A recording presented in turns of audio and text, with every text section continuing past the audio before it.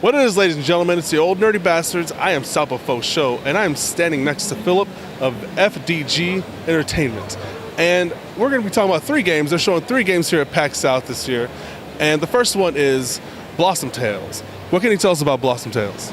Blossom Tales is a Zelda Link to the Past inspired game, but it's a little bit, or it's a lot more action oriented. Okay. So the gameplay is different. You have combos and stuff like this, and of course, well, you have like the standard, like the classic stuff, like items, magic, and all those things. Okay. But the story has a totally different approach. So actually, your grandpa is telling you a story, like a bedtime story, and it's 2 siblings, and they always like interfere with the story. So the grandpa is telling something like, and Lily comes into the forest, and all of a sudden enemies pop up, and then you can decide like what enemies pop up, for example. So this is one thing in the game, and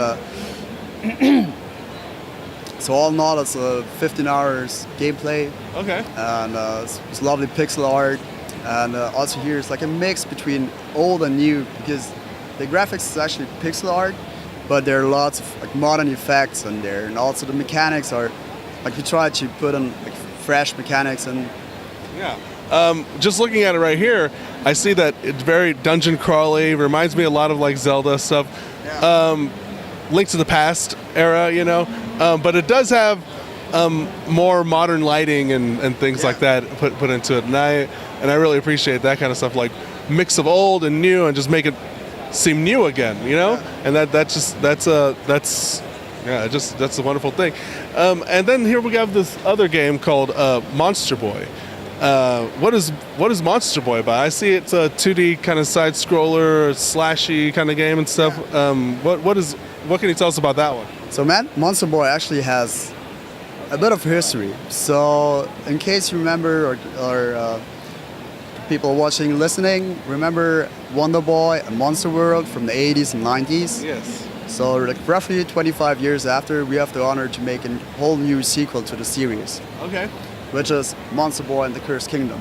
Okay. Wow. And so we're working together with the series creator, Ryuichi Nishizawa, which gives us access to all the original assets. For example, over there you can see the little blue Kirby type. Oh yeah, I saw that. That's Pepe Logu from Monster World 4, for example. Oh, okay. We also have the pig on the other side, and this used to be a very famous character, like a character that people loved and liked, all the same. And so Monster Boy is a 2D action adventure jumping around platform game with RPG elements and a Metroidvania type of world. So it's one big consistent world that you can explore. As the title says, it's a cursed kingdom. So what happens is that one day you're sitting at a beach, you're fishing, and all of a sudden your uncle pops up, flying on a barrel and wreaking havoc. He's enchanting everybody in the kingdom and turning them into animals. And you have to find out what's happening. Okay. And like in the beginning, roughly like a couple minutes after the beginning of the first boss fight, you get transformed into a pig. You get cursed as well, and from there on, there's no way back to the human form. Oh. And so you have to figure out what's happening in the kingdom, get yourself transformed back into the human form, and save the kingdom. So that's why you're a Monster Boy. Exactly. Understood. And you can switch freely between 5 forms. Oh. Like there's the pig, there's the snake, frog, lion, and a dragon that you get over the course of the game. And nice. Every transformation has a different set of abilities. Okay. So the pig, for example, cannot use equipment, but it can cast magic and use its snout to find or smell for hidden objects or secrets and stuff. And the frog, for example, he cannot use magic, but he can use equipment. Okay. And he has a very long tongue, he can use to swing.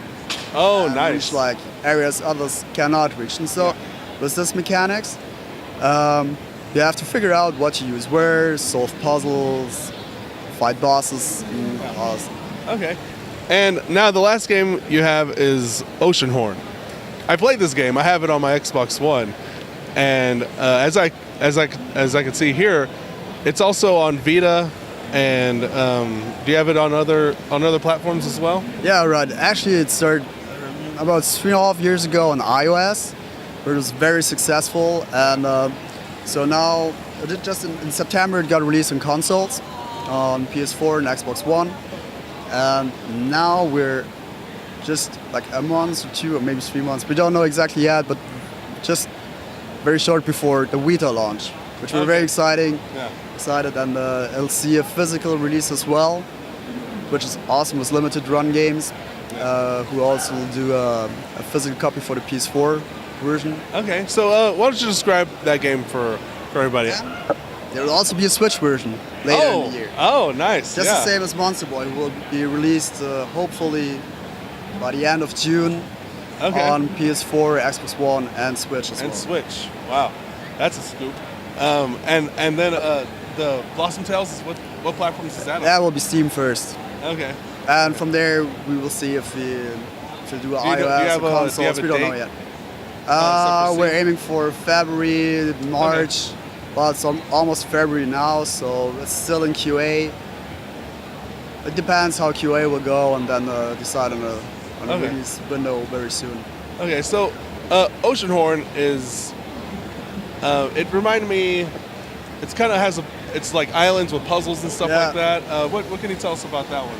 So on Oceanhorn, it's like a quest of a nameless hero who's been on a quest for his father, who disappeared, and he just knows the story about Oceanhorn, and he's trying to find out what happened in this kingdom of Arcadia. And so it's a big journey through a world full of sea with islands, and you discover like all the islands, each of the others. And it's inspired by Wind Waker and by Zelda. Well, we're all big Zelda fans. Oh yeah. Just as the developer, Cornflakes and Brothers, and it's a very exciting game.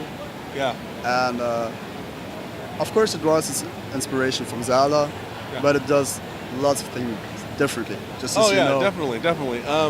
There's more. From what I played, there's more of puzzles that are not just in dungeons and stuff, but every area that you go to, there's something that you can unlock and find or whatever. And that I really enjoyed doing that, where I just be walking around and there's a puzzle just sitting there for me to solve it, but I have to kind of dig deeper and find a way to open it and stuff like that. And I really enjoyed that. So that's those are 3 games that they're showing today: Oceanhorn, Monster Boy, and Blossom Tales. And go check those out. And if you like that, like this video and subscribe to the Old Nerdy Bastards. Peace out.